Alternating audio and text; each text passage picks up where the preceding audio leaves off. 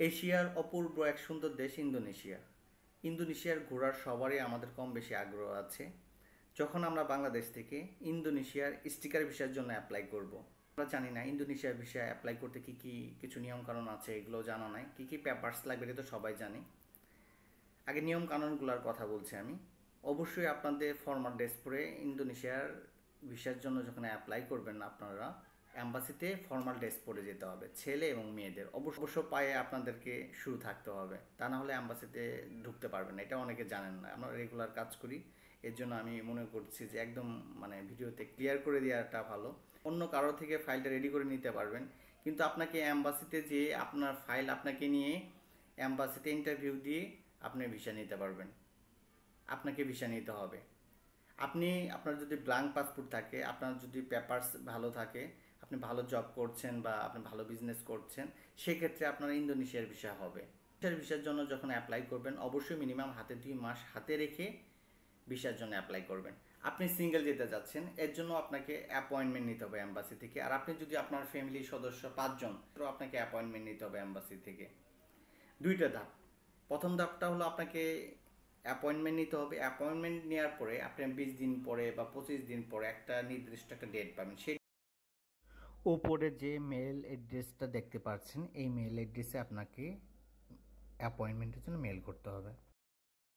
আমি যে ফরম্যাটটা দিয়েছি ঠিক এই ফরম্যাটটা ব্যবহার করতে পারেন। আপনি যদি আপনার ফ্যামিলির জন্য অ্যাপ্লাই করতে চাচ্ছেন, আপনার ফ্যামিলির সংখ্যা 4 জন 5 জন হতে পারে, একই ফরম্যাটে আপনারা সবার অ্যাপয়েন্টমেন্ট নিতে পারবেন। আপনি চাইলে আপনার সিঙ্গেলও দিতে পারেন। সেক্ষেত্রে নিচে যে সিরিয়ালগুলো আছে শুধু আপনার ডিটেলসগুলো দিবেন, বাকিগুলো কেটে দিবেন। আর যে উপরে যে মেন অ্যাপ্লিক্যান্ট থাকবেন তার নাম দিবেন, তার পাসপোর্ট নাম্বার।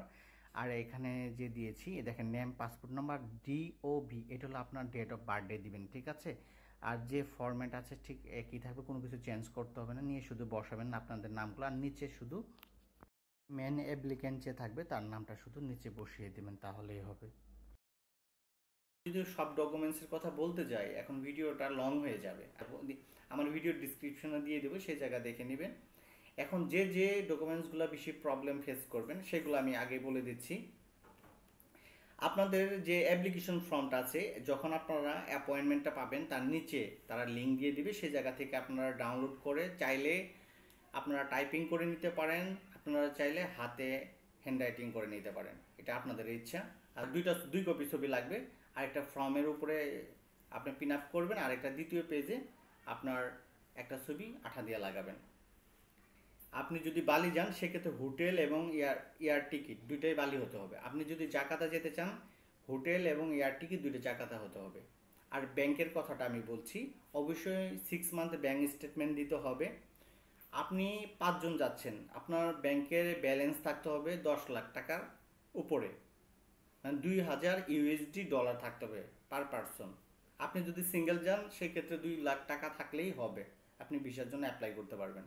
বিশ্বাসযোগ্য যেসব ট্রাভেল ইন্স্যুরেন্স আছে আমি ভিডিওতে বলবো না, এটা বিজ্ঞাপন হয়ে যাবে, আপনারা অনলাইনে দেখে নেবেন। সেই জায়গা থেকে আপনার বয়স হিসাবে ট্রাভেল ইন্স্যুরেন্সের ফি হয়, মিনিমাম 14 দিনের ট্রাভেল ইন্স্যুরেন্স করবেন। ভিডিও ডিসক্রিপশনে আমি দিয়ে দিচ্ছি কী কী রিকোয়ারমেন্টগুলো লাগবে এবং যে মেল করতে কী কী লাগে, এগুলো সব আমার ভিডিও ডিসক্রিপশন থেকে নিয়ে নেবেন। আশা করি যারা আমার ভিডিও আজকে দেখবেন, যখন আপনারা ইন্দোনেশিয়া স্টিকার ভিসার জন্য অ্যাপ্লাই করবেন আপনাদের আর কোনো সমস্যা থাকবে না। আজকের ভিডিও এখানে শেষ করছি। আল্লাহ হাফেজ।